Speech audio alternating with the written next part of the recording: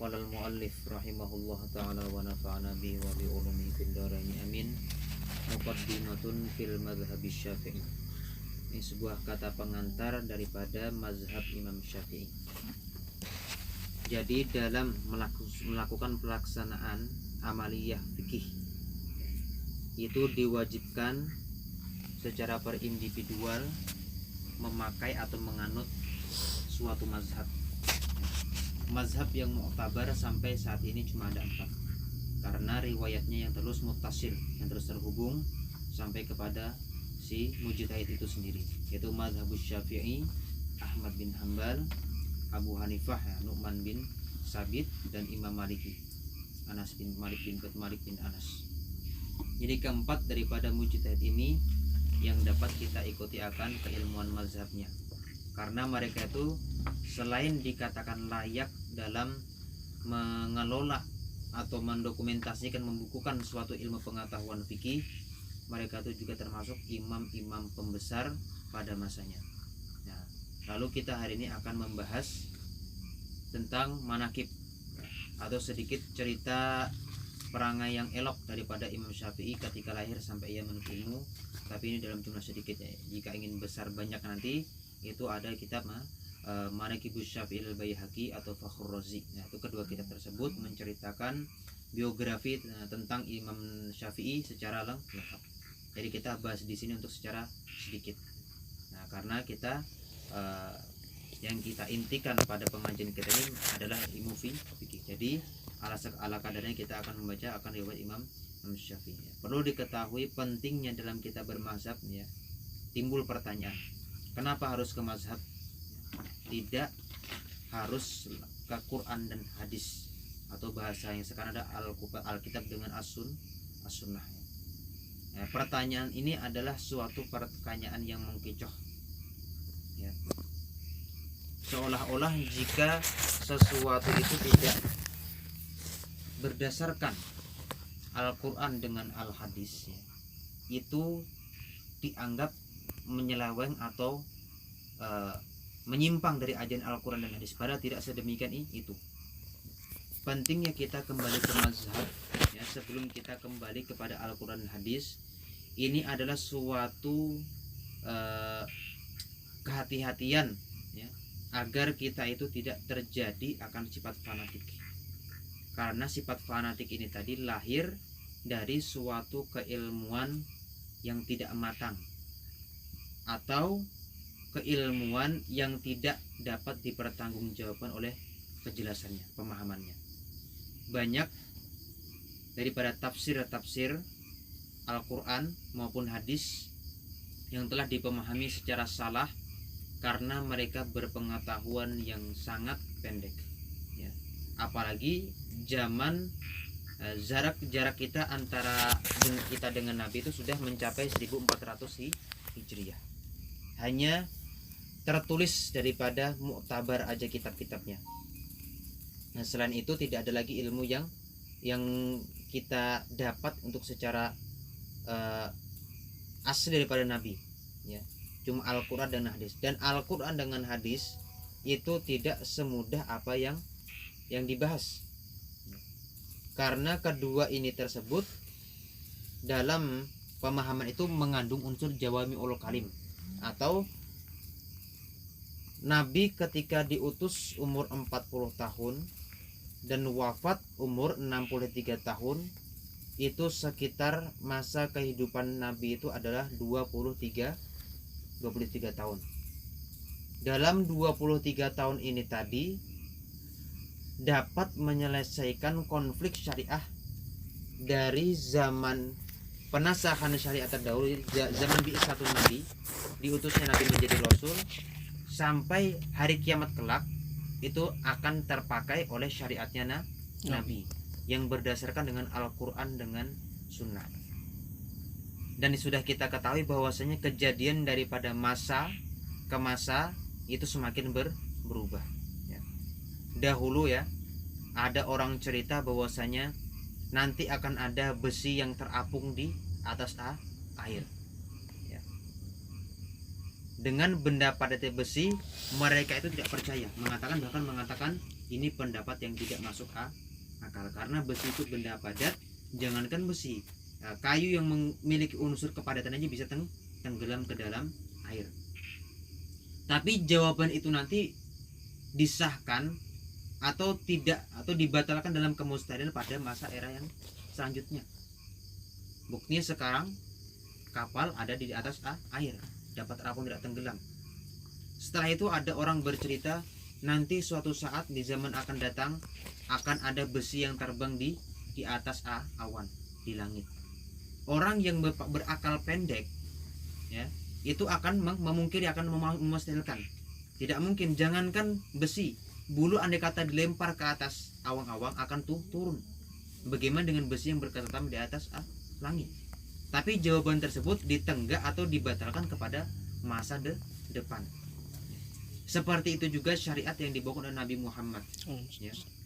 Jadi banyak mengulas, dan yang paling intinya adalah bahwasanya kita akan mengimani bahwasanya hari kiamat itu ada dan hari akhirat itu ada, ya, yang digambarkan bahwasanya panasnya api neraka itu 70.000 kali lipat daripada panasnya api bumi, dan suka kenikmatan surga yang tidak dapat dipikirkan oleh akal, dan tidak ada kita pernah mendengar ceritanya di bumi, tidak ada semisalnya kenikmatannya. Itu mungkin selama ini kita akan mengingkari. Andai kata kita kurang percaya atau percaya tapi belum 100%, ya. Tapi kedepannya nanti itu dapat dibenarkan, ya. Dengan apa dapat dibenarkannya? Itu dengan Nabi membawa dengan atas nama mukjizat. Fungsi mukjizat ini tadilah untuk mempercayakan pesan daripada Tuhan kepada Nabi agar dipercaya oleh umat mulai zaman Nabi sampai akhir kiamat.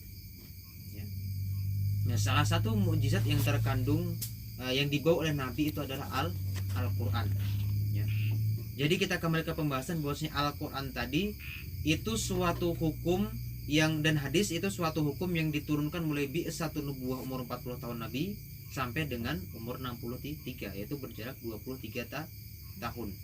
Secara logikanya undang-undang yang diberlakukan 23 tahun itu harusnya expired atau kadaluarsa jika dipakai sampai 1400 Hijriah, ya. Karena apa? Karena suatu hukum nanti akan selalu ada perubahan dan terus berubah. Tetapi hebatnya syariat Allah Subhanahu wa taala tidak dapat dinasah, ya. Nah, karena itu tadilah 23 tahun ini menempati akan sudah ribuan Hijriah ini, itu mengandung akan perkalimat Al-Quran ataupun hadis itu mengandung unsur pemahaman yang begitu luas, sehingga pemahaman ini cuma dapat difahami oleh kalangan-kalangan tertentu.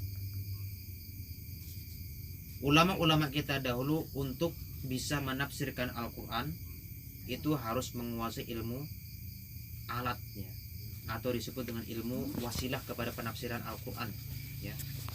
Kalau zaman sekarang cukup dengan terjemah, orang sudah berani berfatwa. Nah, ini tidak kita benarkan, dan mereka itu membatalkan akan mazhab. Contohnya Imam Syafi'i umur 7 tahun sudah hafal Al-Quran. Umur 13, ada yang mengatakan 12 sudah hafal Muwatta atau hadis yang zaman itu paling unggul nomor 1 sebelum adanya Sahih Bukhari, ya. Itu Muwatta karya Imam Maliki, ya, itu sudah dihafal umur 13 tahun. Dan di umur 15 tahun sudah dibuat untuk berfatwa tentang hukum. Karena apa? Karena ilmunya lengkap. Dan pendapat orang terdahulu itu dapat dikemungkinkan murni. Karena zaman Imam Syafi'i dengan jarak Nabi itu cuma berjarak 100 tahun, ya. Imam Syafi'i lahir pada tahun 150 Hijriah, ada yang mengatakan 151. Nabi meninggal pada tahun 63 Hijriah. Berarti berapa hitung tuh jarak antara Nabi dengan Imam Syafi'i, ya? 100 kurang 63 sekitar 37.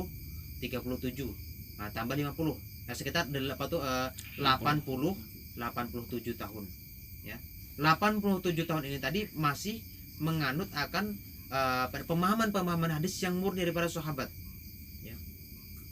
Banyak waktu itu masih muhaddisin, pakar-pakar ahli tafsir qiraat itu masih murni keilmuannya, sehingga ketika sampai dengan Imam Syafi'i lalu pemahaman tersebut didokumenkan, dibukukan, dibuat suatu pemahaman mazhab, itu menjadi pemahaman yang jelas karena eranya dekat dengan Nabi. Lain zaman kita sekarang, ambil Al-Quran satu dibanding dengan hadis, disatukan langsung amalkan, mengatakan Imam Syafi'i itu salah, Imam Malik itu salah, ya itu kan termasuk sebuah unsur yang tidak wajar, ya. Kenapa? Orang yang diihtimalkan akan banyak syubhatnya di akhir zaman kita ini mampu menyalahkan akan orang yang hidup di zaman syubhat itu tidak begitu nampak, masih dapat dipilah.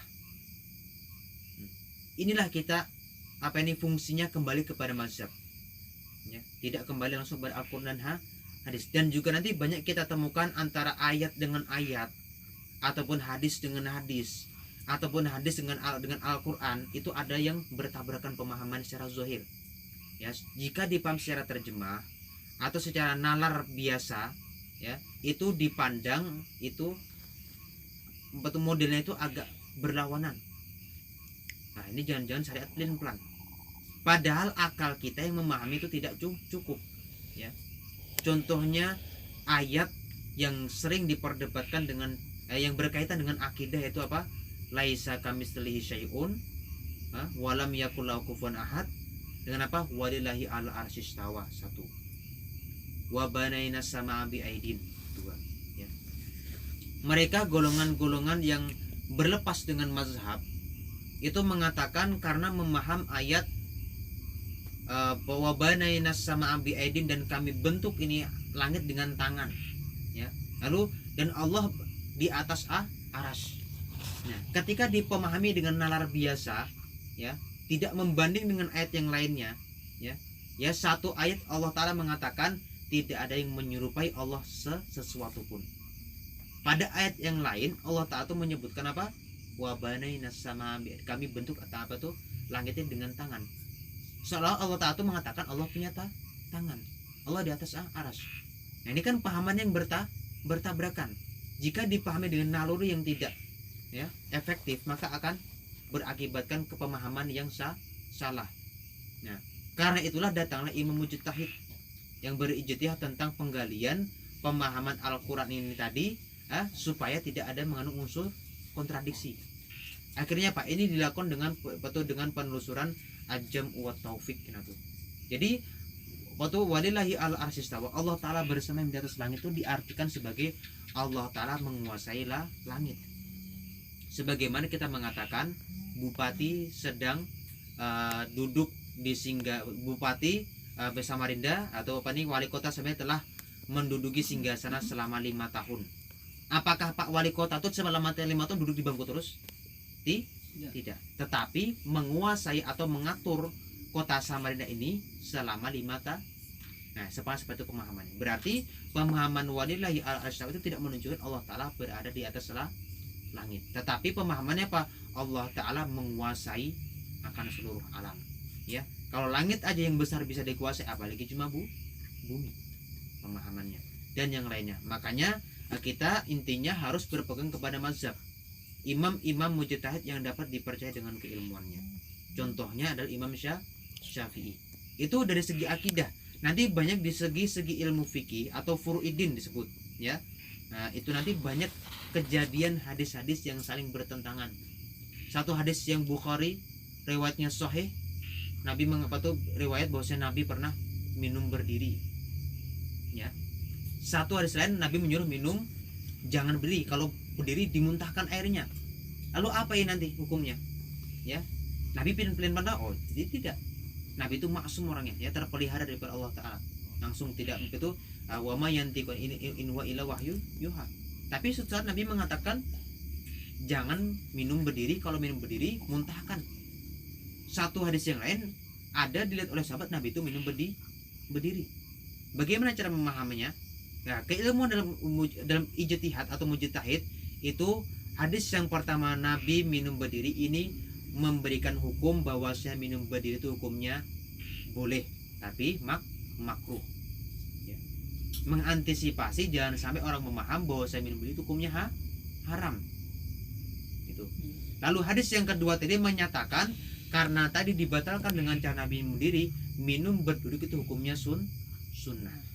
Dan yang lebih tepatnya lagi, minum berdiri karena darurat, minum berduduk itu karena tidak darurat. Nah, ini cara jam'u taufiknya. Ini untuk cara Imam Mujtahid kita mengumpulkan hadis-hadis ataupun Al-Quran supaya jangan bertabrakan. Lalu nanti akan kita temui hukum yang modelnya atau miripnya itu tidak ada ditemukan dalam Al-Quran ataupun as-sunnah. Contohnya yang paling semarak itu adalah KB. Ya. KB itu kan kalau di dalam hadis kan nggak kalau bunuh anak sudah jadi ini KB, ya, membatalkan sperma supaya tidak jadi sebagai janin.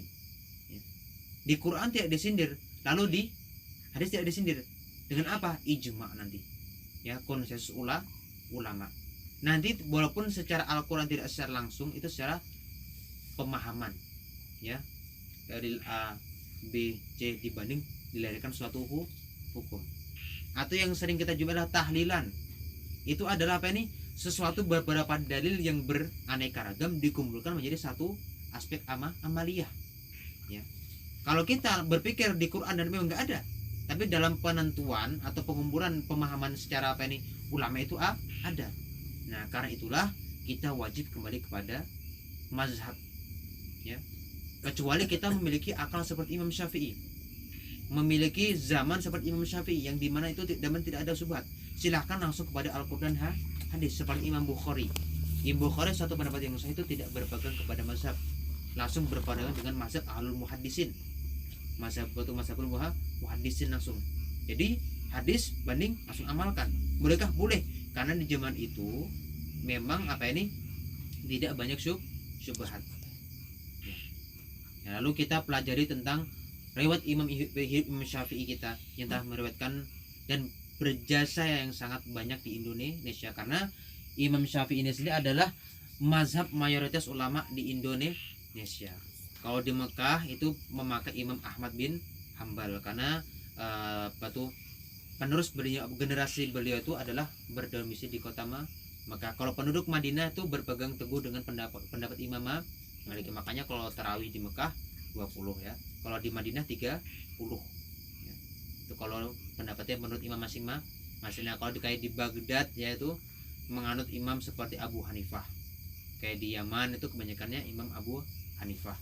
Ya. Tapi kita di Indonesia mayoritas adalah Imam Syafi'i, karena masuknya Islam di Indonesia itu Wali Songo, ya. Itu belum menjelaskan dengan apa tuh kata-kata mazhab. Tapi ketika masuknya Kiai Hasyim Asy'ari itu baru disitulah lahirlah ilmu mazhab dipelajari di Indonesia. Bahwa apalagi sampai kepada Imam Syekh Muhammad Al-Asad Al-Banjari, ya, dan apa ini Abdurrahman Al-Bughizi, ya, Abdul Somad Al-Palimbani itu membawa mazhab Syafi'iyah secara matang ke Indonesia. Lalu karena semaraknya mazhab Syafi'i di Indonesia, banyaklah ulama-ulama Syafi'i datang ke Indonesia. Kitab-kitab Syafi'i datang ke Indonesia, sampai akhirnya MUI kita memakai mazhab yang paling dikemukakan adalah mazhab Syafi'i. Lalu apa riwayat beliau yang kita baca? Awalan muassisul mazhab. Jadi Imam Syafi'i ini dinamakan muassisul mazhab. Dalam bahasa Arab nanti ada disebutkan dengan kata-kata muassis, ada kata-kata mujaddid, dan ada nanti kata-kata pendiri. Ya, pendiri itu biasanya dikatakan dengan kata-kata mujaddid, ya. Kalau muassis ini tadi meresmikan atau membangun ulang. Jadi sebelum zaman Imam Syafi'i itu ada beberapa mazhab, cuman nggak matang. Contohnya zaman Imam Abu Hanifah. Zaman Imam Abu Hanifah itu tadi cuma secara masalah seperti ini. Kalau ada kejadian, ya, baru difitwakan. Atau hukum dalil. Tidak ada yang membentuk suatu undang-undang yang mana nanti undang-undang tadi dapat jadikan patokan kembali ilmu furu'iddin atau fikih. Ya. Pada zaman Imam Syafi'i ini tadilah dibentuklah suatu ilmu yang berbentuk undang-undang. Jadi nanti kalau ada penerus nggak repot. Kalau kita cari hukum ya, baru cari dalil, itu agak repot ya. Cari kitab Muslim, Bukhari, kitab Ibnu Majah, Abi Daud, Nasai dan seterusnya. Tapi kalau kita kembali ke undang-undang itu lebih mudah, simple, yaitu karena yaitu disebut dengan qawaidul fikih atau usul fikih. Ya, itu kalau belajar itu ya kan, silahkan ada kata berfitwa tanpa kitab, asal belajar ilmu usul fikih secara matang. Itulah ilmu yang didokumenkan undang-undang tentang pembentukan ilmu furu'idin. Ya, makanya di sini Imam Syafi'i dikatakan mu'assisul mazhab, karena di zaman Imam Abu Hanifah mazhab belum terbentuk ya. Ya, karena urutannya Imam Abu Hanifah, Imam Maliki, baru Imam Syafi'i. Ketika itu mazhab masih bercerai-berai. Pokoknya hukum dalil seperti itu. Enggak ada misalnya Imam Syafi'i hukum ini karena kaidahnya seperti ini. Makanya Imam Syafi'i dikatakan dengan mu'assisul mazhab. Ini apa nih? Pembaharu atau penerus mazhab, atau ini apa itu pendokumentasian mazhab. Ya, lalu apa ini? Siapa nama Imam Syafi'i? Wa Muhammad bin Idris Asy-Syafi'i Al-Muttalibi. Jadi namanya adalah Muhammad bin Idris. Ya, selama ini kita tahu Imam Syafi'i. Siapa nama beliau? Muhammad bin Idris. Ya, Muhammad bin Idris Asy-Syafi'i. Jadi Asy-Syafi'i ini bukan nama Imam Syafi'i, tapi ini nama yang nanti bernisbahkan kepada kakek beliau bernama Syafi'i. Ya. Siapa mazhab kita? Syafi'i. Siapa nama beliau? Ya Syafi'i itu, bukan. Tapi siapa? Muhammad bin Idris, itu nama beliau. Itu ada footnote ya, nomor 1 di bawah. Waqad sannafa fi manaqibil hadzal imam mu'azzam ta'ifatu min al-imam. Jadi ada beberapa sebuah golongan atau sebuah jamaah ulama-ulama mengarang akan tentang manaqib Imam Syafi'i ya. Kal Hafiz Ibni Abi Hatim itu mengarang ada manaqib khusus kepada Imam Syafi'i ya. Wal Imamul Baihaqi, Imam Baihaqi ini di Manaqibul Kubra sebut ya, Manaqibul Kubra fi Manaqib Syafi'i ya. Wal Imam Fakhruddin Ar-Razi ini agak tipis di kitabnya, nanti bisa kita baca ya, andai kata ada kesempatan. Sama lagi wal Hafiz bin Ibnu Katsir ada juga mengarang ya. Wa hadhihi matbu'atu, ini semua dicetak sudah ya. Nah, dicetak ya di mungkin di perpustakaan dicetak ini kitab ya, itu ada perpustakaan Darul Ulum Islamiyah, sudah dicetak semuanya. Andai kata nggak mau repot cari PDF-nya ya. Lalu wa mimma lam yutba, nah ada satu kitab atau turos ya, manuskrip dari satu ulama yang mengarang tentang manaqib Imam Syafi'i, cuma nggak dicetak, apa, Kitabul Imamil Ubal Al-Aburi, itu nggak dicetak ya. Mungkin karena manuskripnya nggak ditemukan, atau ditemukan cuman dilindungi ya, tidak diizinkan, bisa jadi. Wal Imam Abdul Qahir Al-Baghdadi itu ada juga mengarang tentang manaqib Imam Syafi'i, cuma nggak dicetak. Terus ada Wal Khatib Al-Baghdadi. Nah, Khatib Al-Baghdadi ini termasuk apa ini? Mujtahid ya, pada ketika di zaman Imam Ghazali ya. Wal Hafiz Ibnul Mukri ya, itu ada juga. Wal Hafiz Abil Hasan Al-Baihaqi Al-Ma'ruf Funduk ya. Wa ghairuhum. Nah, unzur, maka teriklah turujumatal Imam Syafi'i akan biografi Imam Syafi'i radhiyallahu anhu wa masadirah, dan sumber-sumbernya fi kitabina. Ini yang paling ianya, sumber yang paling dikemukakan pada kitab ini adalah Syiaru A'lamin Nubala ya. Ini di situ disebutkan akan mazhab Imam Syafi'i secara jelas sumbernya. Halid Zahabi, milik Imam Az-Zahabi, yang di halaman tuh juz 10 halaman 5 ya itu ya. Lalu kita lanjutkan yang di atas ya, yaltaqi fi nasabihi ma'an Nabi sallallahu alaihi wasallam fi jadi Abdi Manaf ya. Jadi bertemunya Imam Syafi'i ya dengan nasab Nabi Muhammad ya, itu adalah di kakek.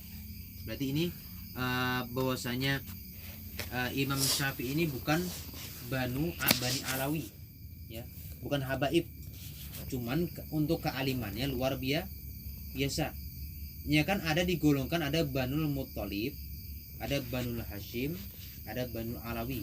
Kalau Banul Alawi ini digolongkan ya turunnya Sayyidina Hasan dan Husain, itu Banul Alawi, yaitu mayoritas ulama apa tuh mayoritas habib yang kita temui ya. Tapi kalau Banul Muttalib, Banul Hashim itu keluarga Nabi juga, cuman dari pihak kakek ya. Jadi bertemunya Imam Syafi'i dengan Imam Syafi'i dengan Nabi itu ada di kakek. Berarti kita pahami tidak perlu sebagai habaib untuk menjadi ulama besar ya. Jangan salah paham, oh kalau nggak Habib bisa nggak mau jadi wali, nggak mau jadi ulama besar, bisa asalkan mau belajar ya. Wulida bi Guzzata. Nah, Imam Syafi'i ini dilahirkan di Guzzah ya. Guzzah ini satu kota di Baghdad ya, atau di Irak ya sekarang tuh, pada tahun 150 atau mi'atun wa khamsina lil hijrah, pada tahun 150 hijriyah. Itu di situ Imam Syafi'i lahir. Wa humila ila Makkah. Dan Imam Syafi'i dibawa pergi ke kota Mekah, yakni sudah beranjak dewasa lalu dipindahkan ke kota Mekah. Wa talabal ilma. Ini Imam Syafi'i menuntut ilmu ala Syekhil Imam, atas Syekh Al-Imam Khalid bin Muslim Az-Zanji ya. Jadi guru pertama Imam Syafi'i adalah Khalid bin Muslim Az-Zanji ya. Mufti Makkah. Beliau adalah mufti, atau zaman sekarang itu adalah ini orang yang menghukumkan ya, bisa disebut MUI, ketua MUI ya, ahli fatwa di kota Mekah. Wal Fudail bin Iyadin, dan Fudail bin Iyad guru beliau juga. Wa Sufyan bin Uyainah. Sufyan bin Uyainah ini termasuk mujtahid mazhab, cuman karena riwayat beliau tidak sampai ke kita maka mazhabnya dibatalkan ya. Padahal mazhab itu bukan 4, ada 12 ya, cuman yang sampai kita cuma 4 macam. Wa ghairihim. Summa rahala ilal Madinah. Kemudian berangkat lagi ke kota Madinah ya. Jadi setelah menyelesaikan pendidikan di kota Mekah, lalu melanjutkan pendidikan di kota Madinah. Wa umruh, berapa umurnya? Nah, Masya Allah 12 tahun ya. Isna asyarata sanatan. Umur 12 tahun sudah menyelesaikan pendidikan dan berpindah ke kota Mekah. Apa yang dihasilkan beliau selama umur 12 tahun? Wa hafazal muwatta'a kullahu, dan menghafal Imam Syafi'i akan kitab Muwatta semuanya fi tis'i ayamin, pada 9 hari. Kitab Muwatta itu sekitar 800 halaman ya. Masakan diperkecil jadi 500 ya. Halaman itu dihafal secara 9 hari. Ini luar biasa akan otak beliau tuh ya. Makanya beliau dapat ya mendokumentasikan mazhab karena kecerdasan beliau luar biasa ya. Sehebatnya ulama atau anak-anak kecil zaman sekarang itu cuma menghafal Al-Quran ataupun hadis, tapi tidak secara pemahaman ya. Tapi kalau untuk pemahaman tidak ya, tidak ada zaman sekarang. Kenapa? Itu sudah zamannya lain. Muhayyi'an nafsahu li mulazamatil Imamil Malik. Jadi beliau Imam Syafi'i ini melazimi atau sangat mulazamah tuh bahasa kita tuh sering nih bersama ya. Al-imam tuh melazim akan Imam Maliki ya. Jadi Imam Syafi'i ini berguru dengan Imam Maliki. Tapi hebatnya Imam Syafi'i tidak sama dengan mazhab Imam Syafi'i. Nah, seolah-olah murid dengan guru itu saling berlawanan. Bolehkah? Boleh. Ya. Nanti kan agama Islam itu kan ada terbagi dua. Ada yang namanya usuluddin, ada yang namanya furu'uddin. Apa itu usuluddin? Apa itu furu'uddin? Kalau usuluddin adalah dasar-dasar agama. Dasar-dasar agama ini nanti yang wajib dikenali oleh seorang muslim, dan itu tidak boleh terjadinya perpecahan atau khilafiyah. Itu namanya usuluddin ya. Contohnya ilmu tauhid, itu usuluddin, ada khilafiyah nggak boleh di situ. Habis itu apa ini? Seperti hukum-hukum yang sampai ke kita dengan hadis yang mutawatir, atau dengan pendapat yang wantar, seperti tentang dalil sembahyang, puasa, zakat, itu kan datang secara wantar. Ibad dimungkinkan kebohongannya tidak mungkin, itu namanya usuluddin. Itu nggak boleh juga khilafiyah di situ. Makanya semuanya menghukumkan bahwa salat lima waktu hukumnya wajib. Karena itu usuluddin.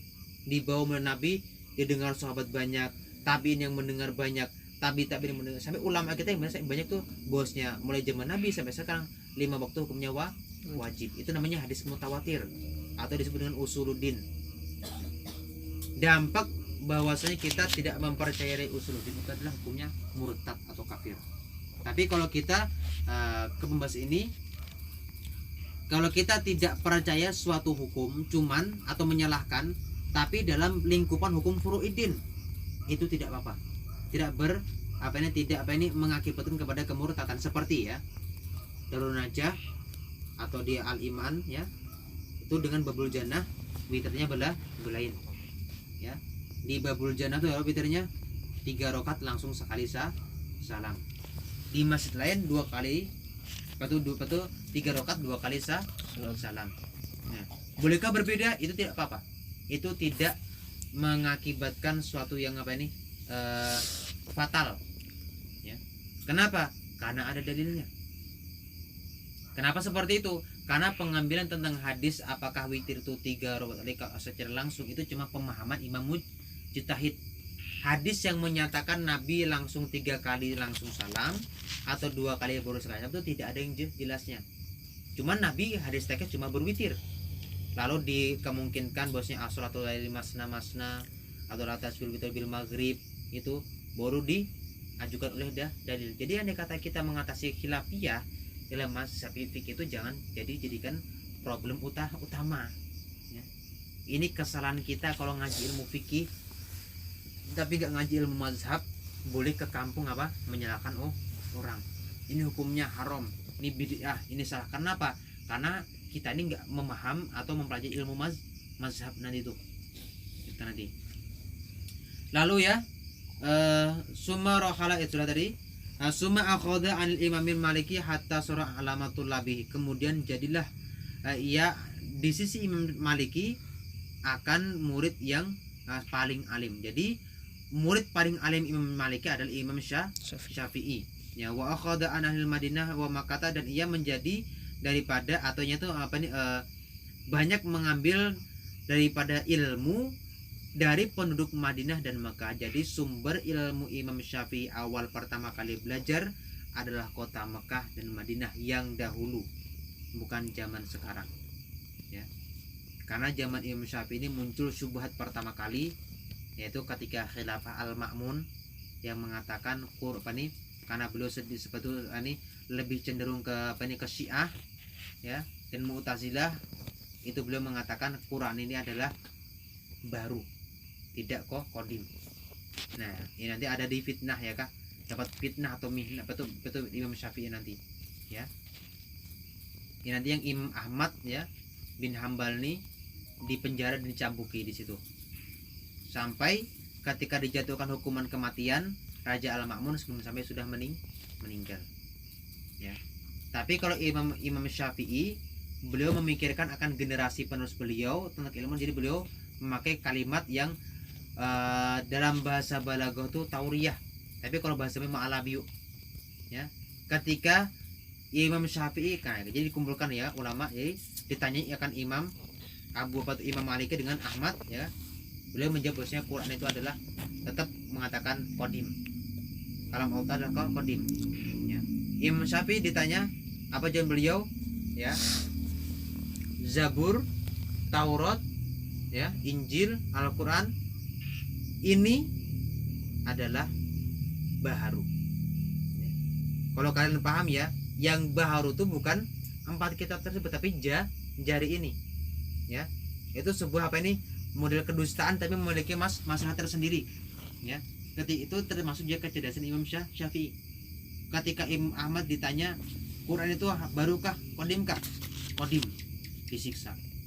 Imam Maliki juga disiksa juga, sampai mau mengatakan atau berakidah bahwa Al-Quran adalah hukumnya batu hadis bukan qadim ya. Tapi kalau Imam Syafi'i, karena beliau memikirkan generasi penerus, beliau berdusta karena memandang kemaslahatan tersendiri ya. Jadi ditanya menjawab jawaban beliau Taurat Zabur, Taurat ya, Injil, Al-Quran ini baru, maksudnya jari 4-nya adalah bukan Al-Quran dan yang kita kenal tadi yang baru. Itu jawaban Imam Syafi'i, sehingga beliau dibolehkan mengajar dan tidak disiksa. Itu zaman Al-Ma'mun. Ini syubhat pertama kali muncul pada ketika itu mencakup ya. Jadi beliau belajar itu daripada ilmu yang diambil kota Mekah dan Madi. Cuman yang jauh kalau sekarang itu tidak bisa Jadi apa tuh ya, itu sudah campur dengan syubhat ya. Karena penduduk Makkah terutama itu dikuasai dengan akidah Wahabi ya. Sekarang tuh Wahabi ini lebih cenderung kepada Mu'tazilah ya, apa mereka cuma berpendapat akan pemahaman yang zahir. Lalu wa ta'ahala lil fatwa, dan beliau dijadikan ahli untuk berfatwa wa huwa fil khamisati asyarata min umri. Jadi Imam Syafi'i mulai dibolehkan berfatwa atau memutuskan suatu hukum dalam keislaman itu umur 15 tahun. Nah, luar biasa beliau ya. Nah, kalau zaman sekarang itu jangan sampai ya, karena belum ahli fatwa. Ma'a ma'rifati bi asy'aril arabi wa ulumil lugah, berserta Imam Syafi'i itu mengenali akan banyak syair-syair atau puisi-puisi batu bangsa Arab dan ilmu bahasa. Karena Al-Quran dengan hadis nanti keterkaitan dengan ilmu bahasa. Kalau penafsiran bahasanya salah, nanti bisa hukum yang salah juga. Lalu hatta innal asmu'iyah ya, sehingga bahwasanya Imam Al-Asmu'i rawiyatu asyal Arab ini satu ulama yang banyak mengarang tentang syair-syair Arab. Istafada minhu, itu banyak mengambil ilmu daripada Imam Syafi'i. Wa khadha anhu asy'ara qabilatin Bani Hudail, bahkan sempat ini syair daripada Bani Hudail ada syair yang paling gharib ya, itu didapatkan Imam Syafi'i, sehingga disebut Imam Al-Asmu ini termasuk pakar ahli nahwu Imam Al-Asmu ini ya. Nah, cerita beliau dengan Imam Khalil, kalau enggak Imam Khalil kah gurunya atau Imam Asmu'i kah, rasa itu Imam Khalil gurunya ya. Ya, jadi ketika masuk Imam Asmu'i ke rumah Imam Khalil, lalu ta'al wajlis ya, datanglah dan duduk. Itu ada perintah Imam Khalil ya. Lalu karena Imam Khalil duduk di tikar yang kecil ya, jawaban Imam Asmu ini apa? Akhsya an udayyika makanaka ya, aku takut bahwa aku menyempitkan akan tempat dudukmu ya. Ini ada persoalan buat kepada guru tidak menyempitkan kajal-kajal ke dakun. Apa jawaban Imam Khalil ya? Innal ardo ya la tasa'u liman limugdibin ya. Jadi bumi ini tidaklah terasa luas bagi orang yang saling bermarah-marahan ya. Watasa'alu watasa'u walau kana shibran min shibrin liman tahab, dan akan terasa luas walaupun sejengkal tapi bagi orang yang saling bercintaan. Itu adalah sedikit cerita dari Imam Khalil tadi. Nah, summa rohala ilal Yaman, kemudian Imam Syafi'i berangkat lagi ke Yaman ya. Jadi pendidikan pertama di Mekah, lanjut ke Madinah, lalu ke Yaman. Ya, Yaman ini adalah termasuk di kota Mesir. Ya. Dia ibu kotanya adalah Mesir. Ya. Karena kota Yaman ini sudah diprediksi Nabi dalam hadis itu adalah kota ahli ilmu. Ya, makanya banyak sekarang ilmu yang paling muktabar itu adalah kota Yaman, bukan Mekah, bukan Madinah. Itu. Makanya kalau mau ngaji ilmu jangan ke Mekah Madinah, tapi ke Yaman. Ya. Wa akhadha an Mutarrif bin Mazin, dan mengambil ilmu daripada gurunya Mutarrif bin Mazin, wa Hisham bin Yusuf al-Qadhi, wa Amr bin Salama, wa Yahya bin Hisan.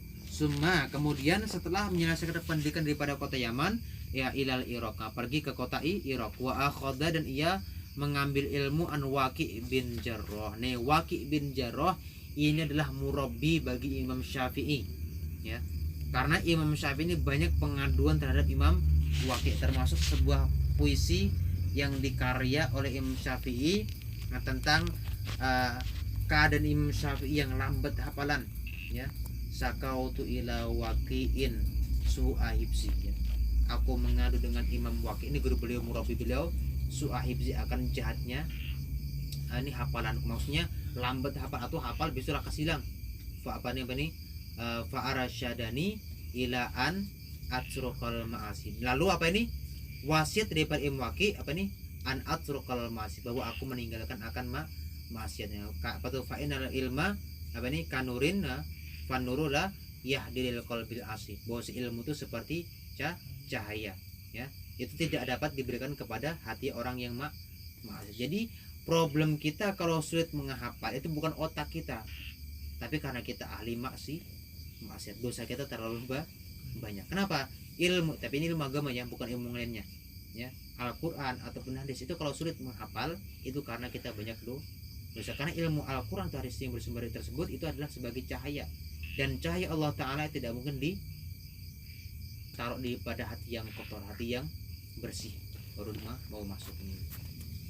Ya, ini adalah Waqi' bin Jarrah, adalah guru murabi Imam Syafi'i. Beliau banyak mengadu ke beliau ya. Wa Muhammad bin Hasan Asy-Syaibani, dan Muhammad bin Hasan Asy-Syaibani Faqihul Iraqi, beliau juga belajar kepada Muhammad bin Hasan. Wa Hammad bin Asamah ya, wa Ayyub bin Suwaid Ar-Ramli, wa Abdullah bin Abdul Majid, wa Ismail bin Ulayyah. Nah, ini jadi syarat untuk menjadi ulama yang besar itu adalah banyak memiliki guru ya.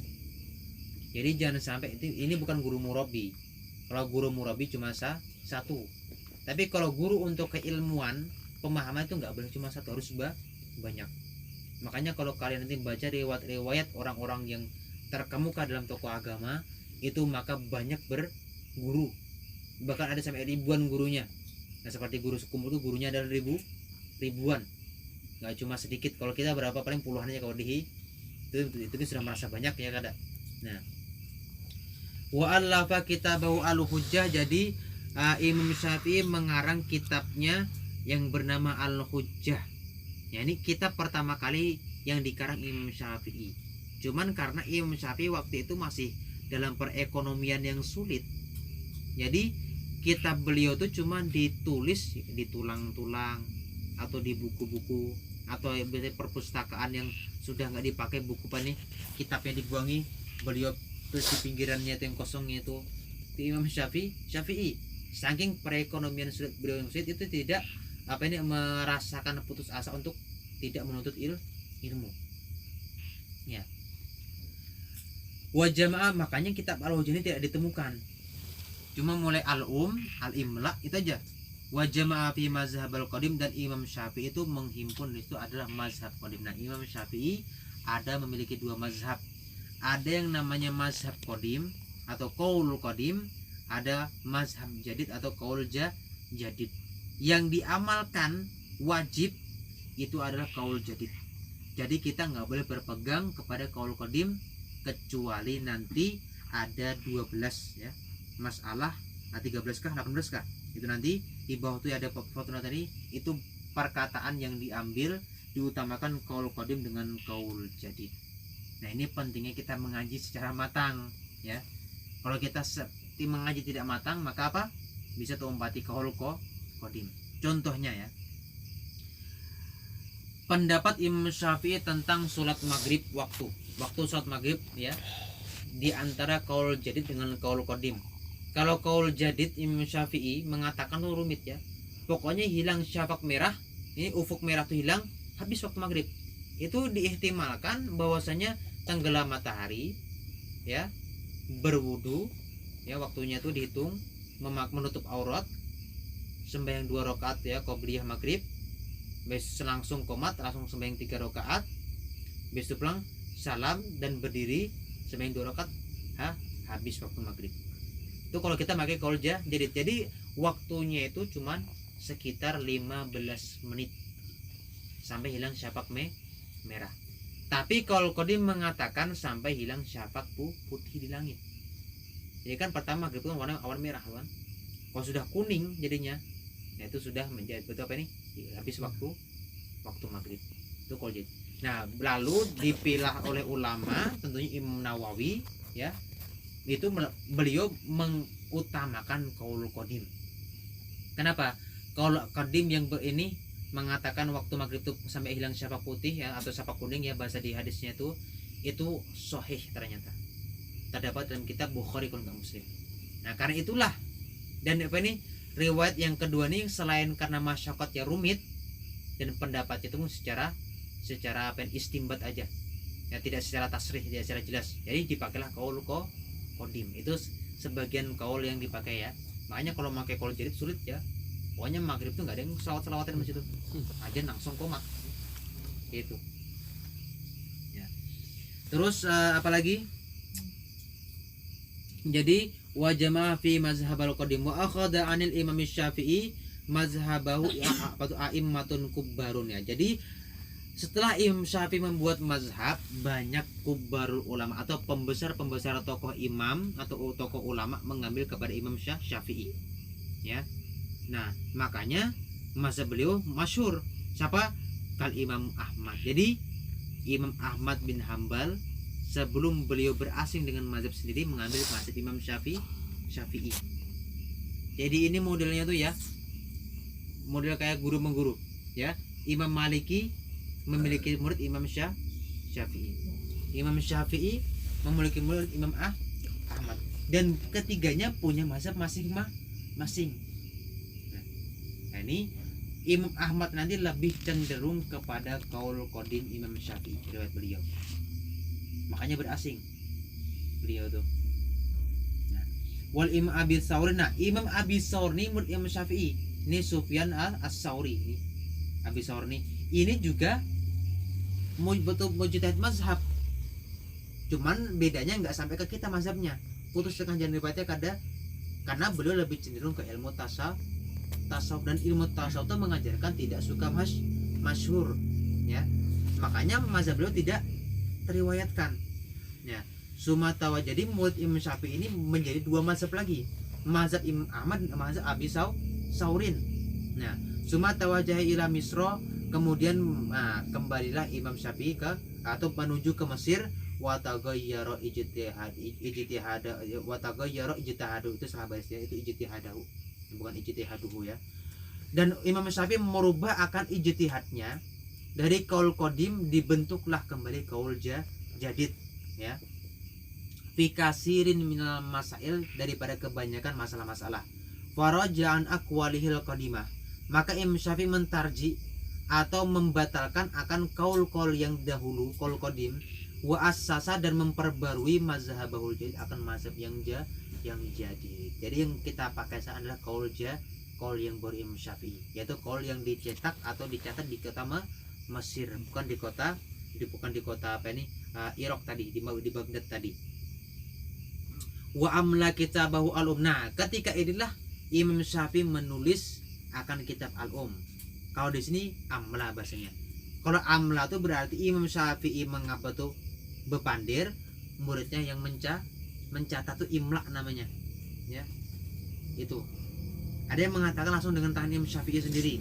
Nah, Babang ada kalau cerita tuh apa nih, bahwa si kitab al-um ini dikarang di kandungan, sedangkan ini di kitab apa nih, dikarang ketika sudah Imam Syafi'i berada di kota Mesir. Itu pemahamannya kayak gini ya. Jadi Imam Syafi'i itu ya, lama kandungannya itu 4 tahun. Itu masa kandungan yang paling lama. Kita normal 9 bulan, 9 hari ya. Kalau Imam Syafi'i itu 4 tahun dalam kandungan ya, ganal di kandungan. Nah, jadi di dalam kandungan tadi sudah merancang kitab al-um di dalam otak, tidak dengan tulisan. Baru ketika lahir dan dewasa baru dituliskan Imam itu akan apa nih, kitab al-um tersebut. Karena lahir bawa buku ya ada. Nah, wason nafaka dari ke Arisalah, selain di samping mengarang kitab al-um, mengaranglah kitab Arisalah. Bedanya apa?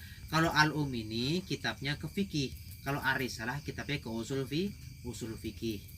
Nah, makanya kalau mau mengaji kitab sumbernya ke dua ini nanti apa nih ujungnya, fi usul fikih. Wa kana bihati risalah, dengan inilah kitab Risalah tadi muassisa ilmu fikih, yaitu menjadi pembaharuan ilmu usul fikih, wa fataha maghalikahu, dan membuka akan kesulitan dalam ilmu fikih. Nah, jadi penemu atau pencetus ilmu usul fikih dan pencetus mazhab adalah Imam Syafi'i. Lalu wayu tabarul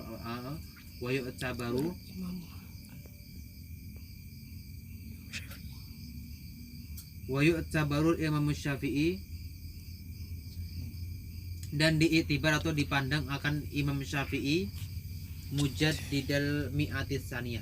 Nah, itu Imam Syafi'i ini disebut dengan mujaddid pada mi'atusaniyah 100 yang maksudnya berapa?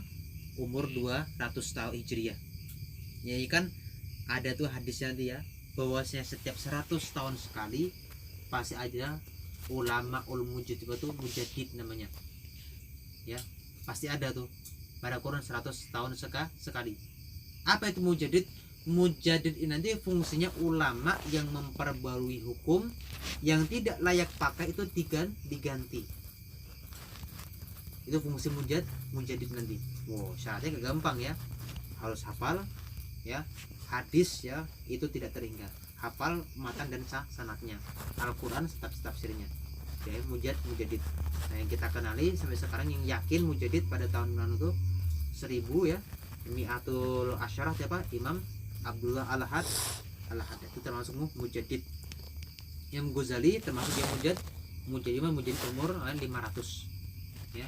Mi'atul Khamsah. Imam Nawawi Mi'atul Sab'ah tahun ke-700 ya.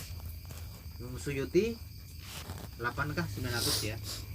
Yang mujaddidnya.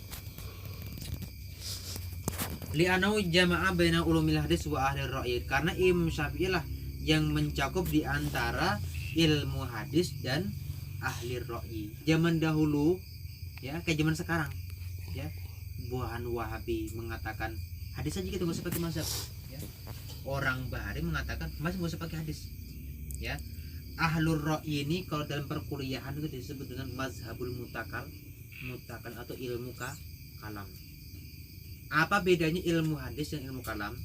Kalau ilmu hadis lebih berpegang kepada riwayat yang datang dari Nabi. Kalau ilmu kalam lebih berpegang kepada logika. Apapun yang enggak bercocok dengan logika maka itu dikatakan salah.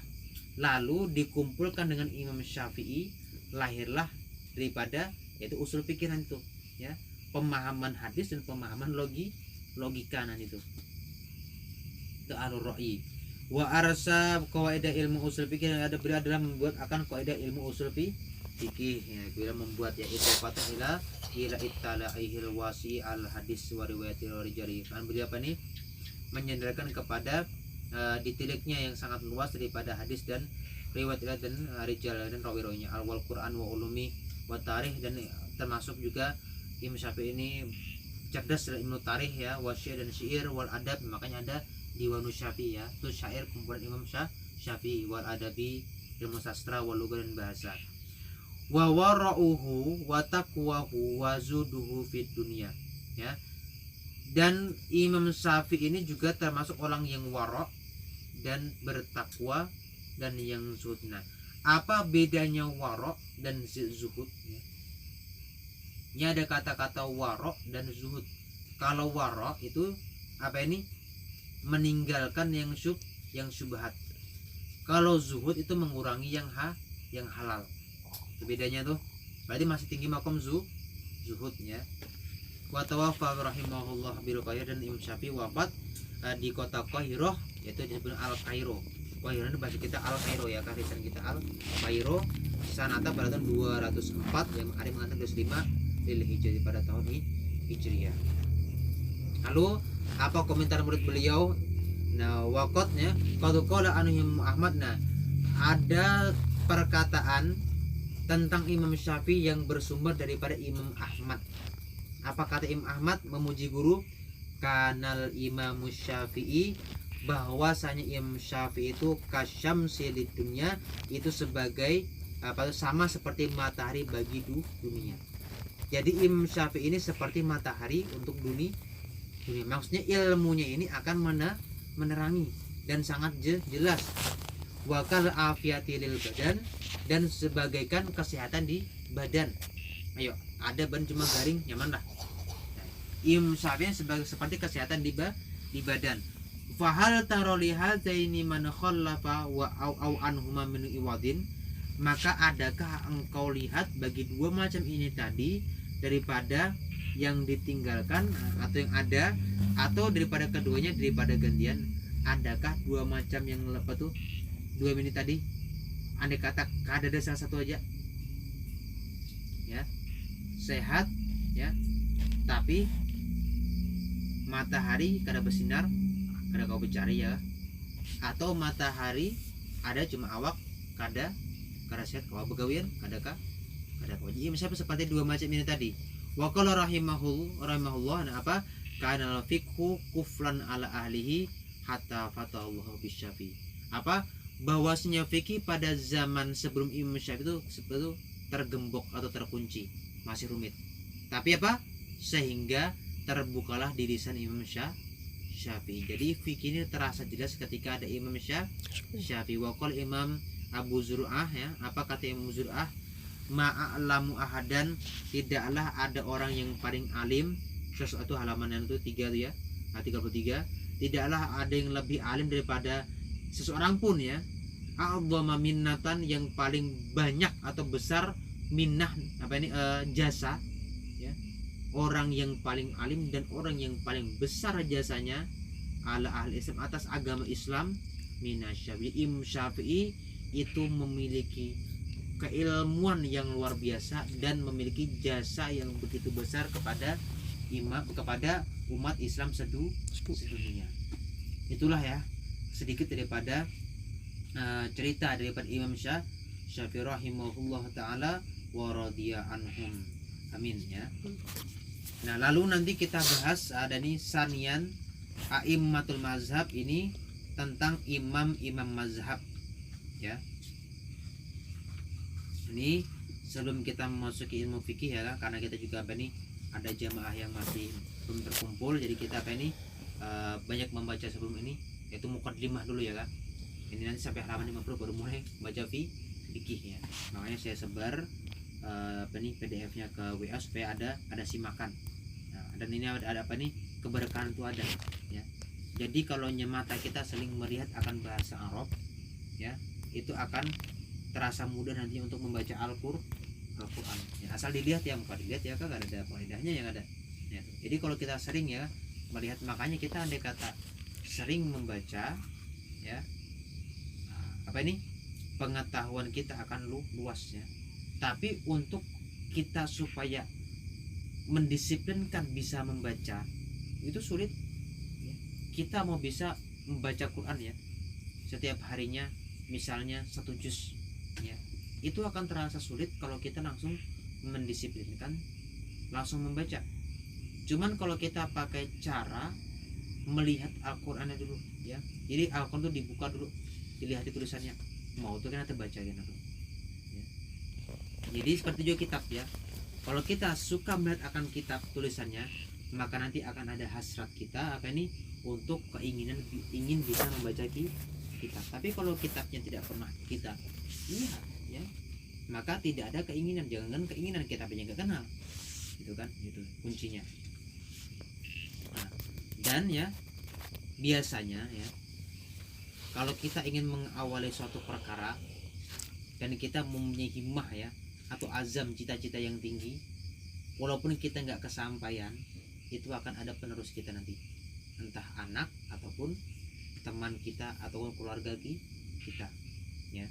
Makanya ini saya langsung bersumberkan kitab yang berbahasa Arab karena mengenalkan kitab kepada kalangan ya, kita di Makroman sini ya, karena mereka tuh cuma taunya kadang kitab-kitab yang Melayu ya, atau tentang ya ceramah nggak pakai kitab, atau memang ada kitab-kitab yang modelnya tasawuf aja adanya ya.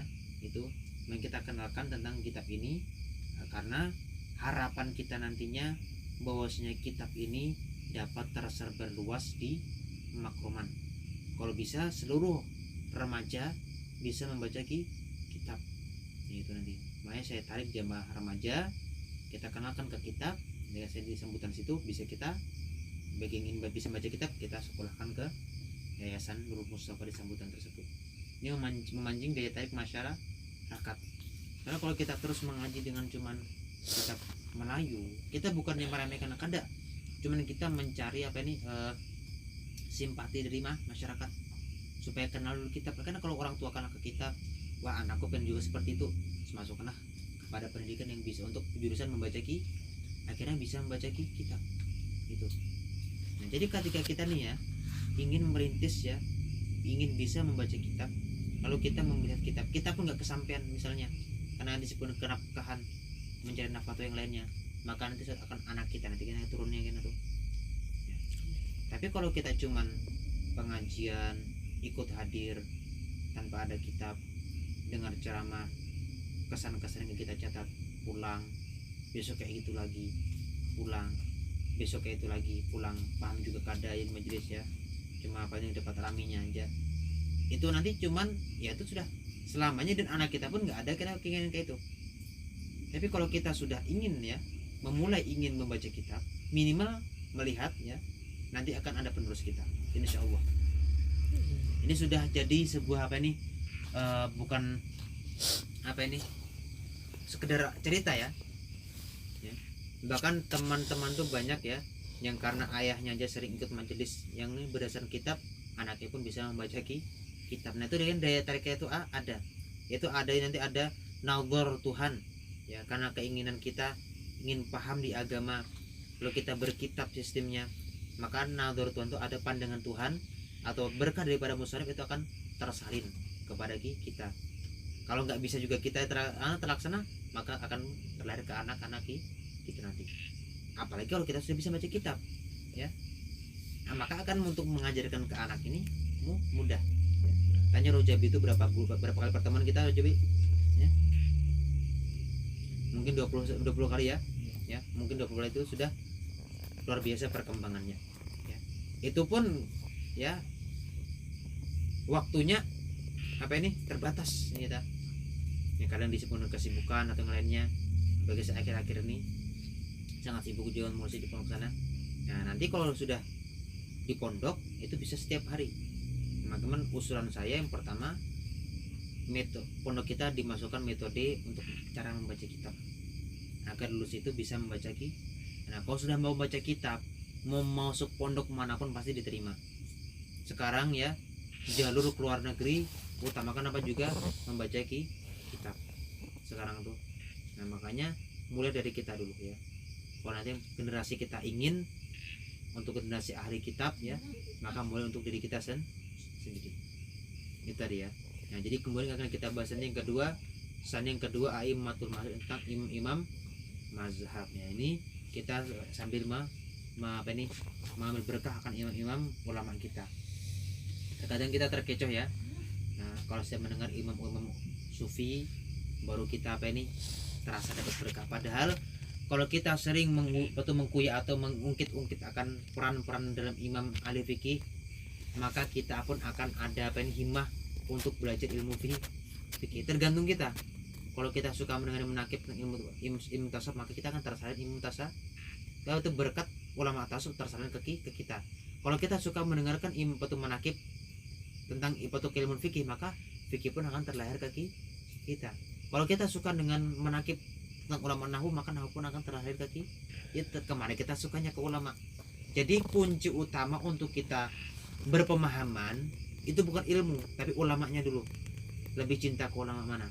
Nah saya jujur aja, ketika saya masuk ke Darussalam, itu langkah kaki sendiri yang mengarahkan tanpa ada tujuan langsung ke ilmu fikih. Berarti saya memang ditakdirkan untuk mujadid ilmu fikih ya. Untuk ini tentang membahas tentang fokus ke ilmu fikih. Ada yang kesana langsung ke ilmu alat cenderungnya. Ada yang ke ilmu yaitu ada sudah ya masing-masing punya bidangnya. Intinya semuanya juga satu, mempertahankan syariat Islam sampai hari kiamat juga. Itu aja fungsinya. Nah itulah yang kita bawa sampai saat ini. Jadi ya, siapa ulama yang kita cintai itu akan tersalin kepada diri kita sendiri ya. Makanya anta ma'aman ahbab hadisnya, engkau bersama orang yang engkau cintai. Bersama dalam bidang apa? Apakah secara bidang secara batin atau zohir? Termasuk batin ya ilmu. Kalau kita dengan ulama fikih, maka kita akan cinta ilmu fikih. Tapi kalau kita suka dengan ulama tasawuf ya kak, walaupun yang kita kaji ilmu fikih, maka tetap kita akan menjadi ulama sufi. Itulah hebatnya, cukup dengan mencintai ulama, maka berkahnya dan kejiwaannya itu menurun kepada kita. Asal bujur-bujur cinta, kalau enggak cuma kalau cinta dengan ungkapan ya. Apa tanda seorang cinta ya? Seorang cinta tuh yang pertama tandanya adalah mengikuti ya, mengikuti. itu alamat yang nomor satu adalah cinta itu mengikuti. Makanya ada pepatah bahasa Arab itu apa yang mustahil bahwasanya cinta itu tidak dirupakan dengan ittiba ya. Qadistahala antusawwaral mahabbatu bila tibain, itu kaidahnya, bahwa tuh sungguh menjadi mustahil bahwasanya cinta itu digambarkan tapi tidak ada digambarkan dengan tanpa ada ikutan. Mengaku cinta tapi nggak mengikuti orang cinta itu adalah kata-kata yang mustahil. Makanya pengakuan cinta itu dengan ikutan. Makanya Quran pun qul in kuntum tuhibbunallah fattabi'uni ya. Bukan fatukuruni kada. Ya, qul in kuntum tuhibbunallah, katakan wahai Muhammad, ini pesan daripada Allah Ta'ala langsung kepada Nabi kita Muhammad in kuntum, ini si pesannya. Jikalau kalian mencintai akan aku, nah aku tuh apa kepada Nabi Muhammad atau kepada Allah Subhanahu wa Ta'ala? Kan fattabi'u itu apa nih? Tuhibbunallah fattabi'uni. Jadi jalannya mengikuti nabimu. Nah, jadi in kuntum tuhibbu. Jadi kata-kata cinta dikaitkan dengan kata-kata fattabi'un. Ini ada unsur dalam usul fikih ini sebagai ilat atau disebut dengan qadrul musytarak ya. Bahwasanya tuhibbun itu harus disertai dengan ittiba, dan setiap ittiba pasti tuhibun. Bahasa katanya kalau cinta wajib disertakan dengan mengikuti. Kalau mengikuti pasti dengan katakan cinta, itu siklusnya berputar-putar aja. Tapi kalau cuma ikut-ikutan ya, kenapa ya keselawatan ya? Karena cinta Nabi. Kenapa selawat aja cukup ada sembahyang ya? Ada cukup. Bukan ada cinta Nabi. Ya, karena puasa itu cintakah? Ada cinta Nabi. Ya. Itu. Jadi harus mengikuti akan perintah-perintah Nabi. Jadi qadis tahala an tutasawwaral mahabbatu bila tibain.